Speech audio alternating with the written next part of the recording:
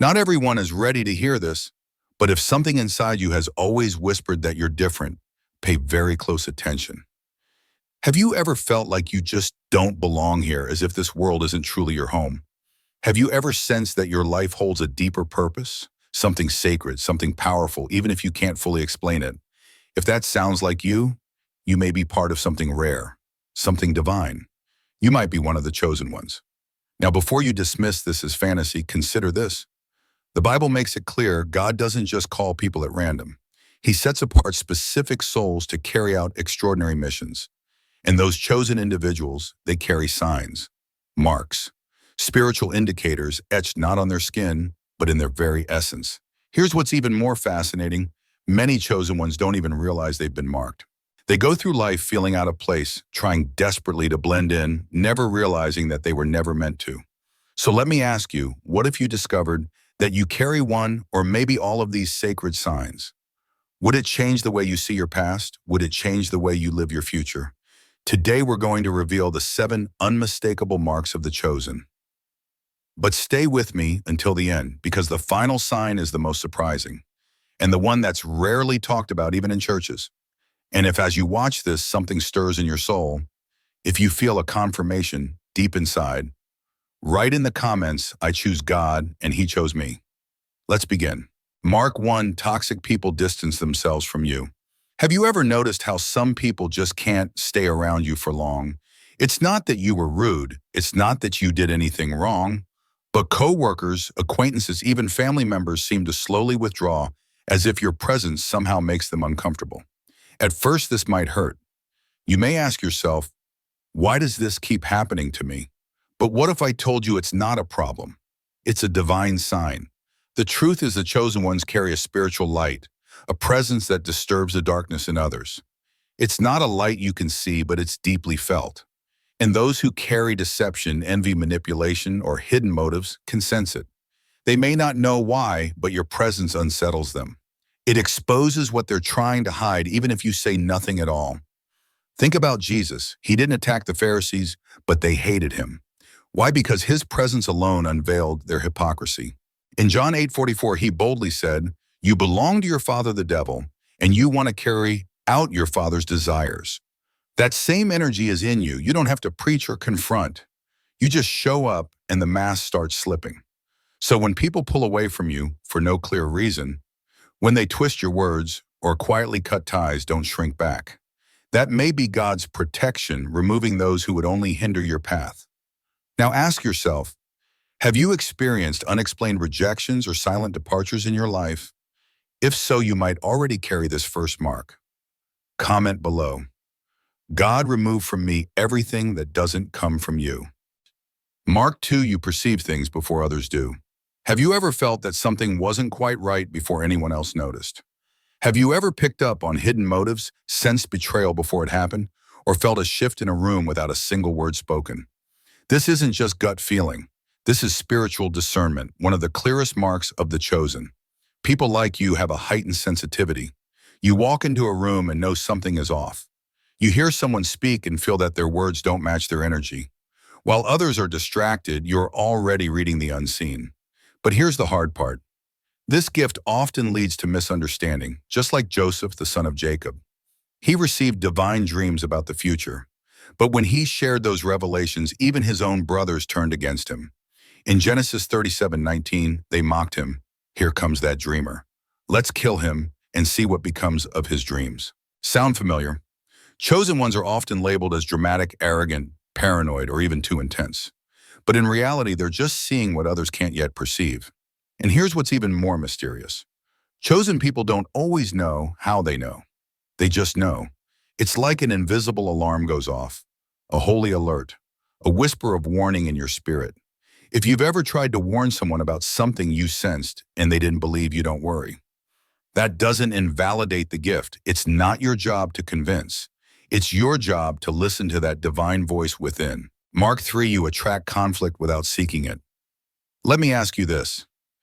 Have you ever noticed that trouble sometimes finds you? Even when you're minding your business, maybe someone twisted your words. Maybe people started rumors about you, people you barely knew. Maybe you walked into a room and tension followed you like a shadow. It's not paranoia. When you're chosen, your truth confronts people's lies even if you say nothing. Your existence challenges what others are trying to avoid. This happened to Daniel in the Bible. He lived with integrity under the rule of Babylon. He didn't rebel. He didn't stir conflict. He simply refused to be corrupted. And that alone made him a target. In Daniel 6:4 it says, they could find no corruption in him because he was trustworthy. Daniel didn't fight back with slander. He didn't argue or defend himself. He trusted God, and God shut the lions' mouths for him. The same is true for you. You don't need to prove your worth to those who are already committed to misunderstanding you. Don't waste your breath trying to justify your actions to people who only want to see you fall. Just stand still. Let God vindicate you. The conflict isn't about your flaws. It's about your anointing. Mark, wait, you never truly fit in. Since childhood, have you felt different? Like you could be surrounded by people and still feel alone? Like you've always stood at the edge, never fully blending in with groups, schools, even churches? This is one of the most painful but powerful marks of the chosen. Because here's the truth. You weren't designed to blend in. You were born to stand out. In Philippians 3:20, Paul reminds us, our citizenship is in heaven, and because of that, nothing in this world will ever fully satisfy you.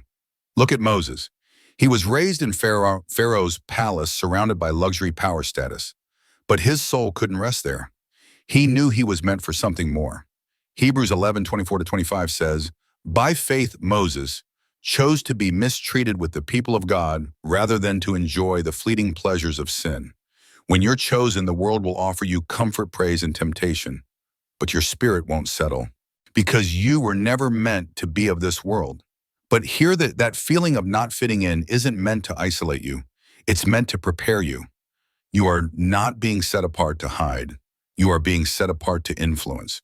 You are here to bring heaven's frequency into a world stuck in static. We've only covered 4 of the 7 marks so far, but each one builds upon the next, uncovering your divine identity like puzzle pieces coming together. If any of this has resonated with you, stay tuned for part 2, where we'll explore the final 3 marks, including the most mysterious one of all, one that even many believers overlook. And don't forget, comment, I choose God and He chose me below, if you feel that stirring in your spirit right now, because you might not be crazy, you might be called. In the last section, we uncovered 4 powerful signs that reveal whether someone has been set apart by God. And if you've recognized even just one of those signs within yourself, then you already know you're not here by accident.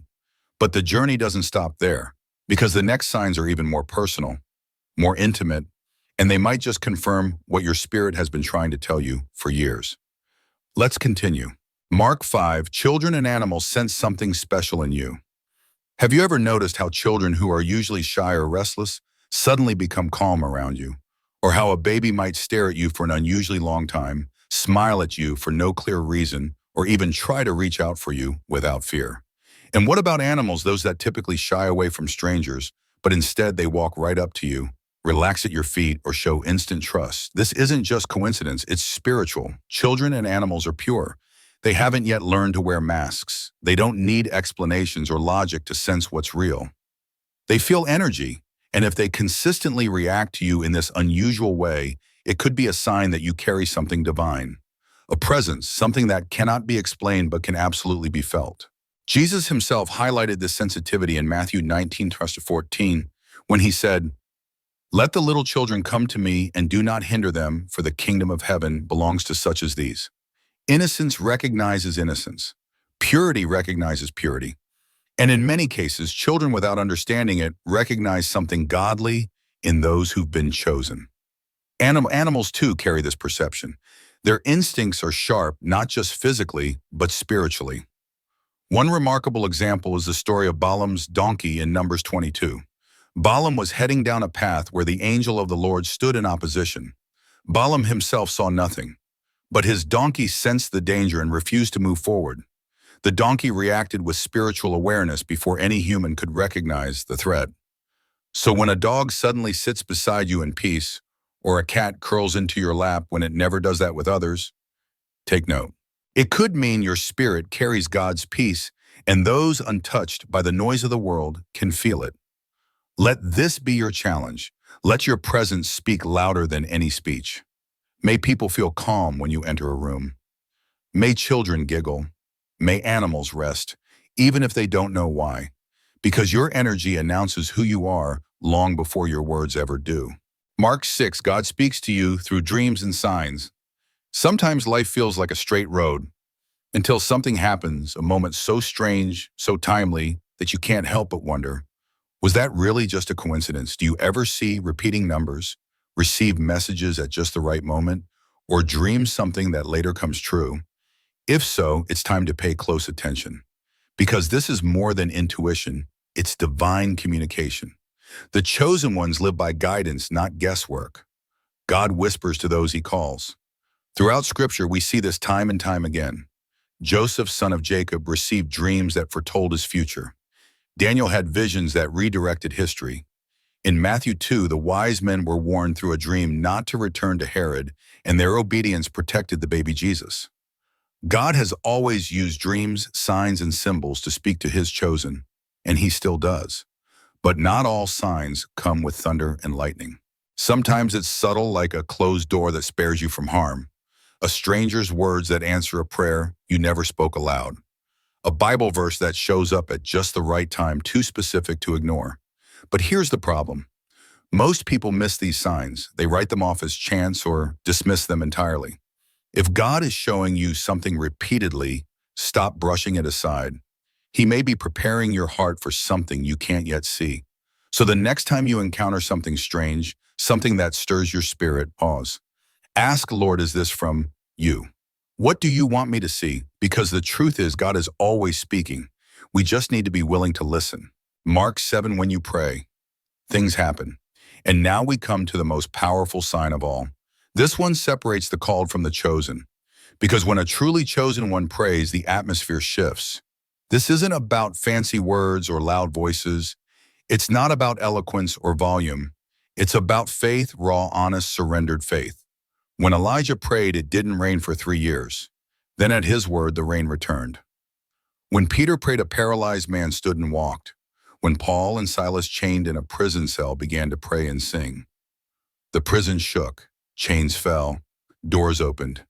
This is the power of divine alignment. The chosen don't pray empty prayers. They don't beg. They declare. They align their will with heaven's will, and when that alignment happens, things move. You felt it, haven't you? You prayed and something shifted. A breakthrough came, a closed door opened, or a storm calmed. Maybe you've chalked it up to luck or coincidence, but it wasn't luck. It was favor. It was evidence that heaven hears your voice and responds. And here's something beautiful. You don't need perfect grammar or poetic verses. God is not moved by your words. He's moved by your heart. A whisper in a faith is more powerful than 1,000 empty repetitions. But with this power comes great responsibility. If your prayers can open heaven, how are you using that access? Are you only asking for things to make your life easier? Or are you interceding for others, shifting realities and ushering in transformation? It's something to think about. If you've made it this far, it's not by accident. The signs of the chosen are not always easy to carry, but they are never meaningless. They are proof that God sees you, knows you, and has marked you for something greater. And now comes the most important part. What will you do about it? Recognizing the signs is only the beginning. The real question is, are you ready to walk in your calling? So if this message spoke to you, don't keep it to yourself. Like this video, share it with someone who needs this confirmation, and declare it in the comments. I carry the marks of the chosen ones. Let that be your public declaration of faith. And if you want to continue growing in truth, strength, and purpose, make sure to subscribe and turn on notifications. Because in this season, the chosen ones must be prepared. God is revealing, God is calling, and the time is now. You are not alone. You are chosen. May God bless you.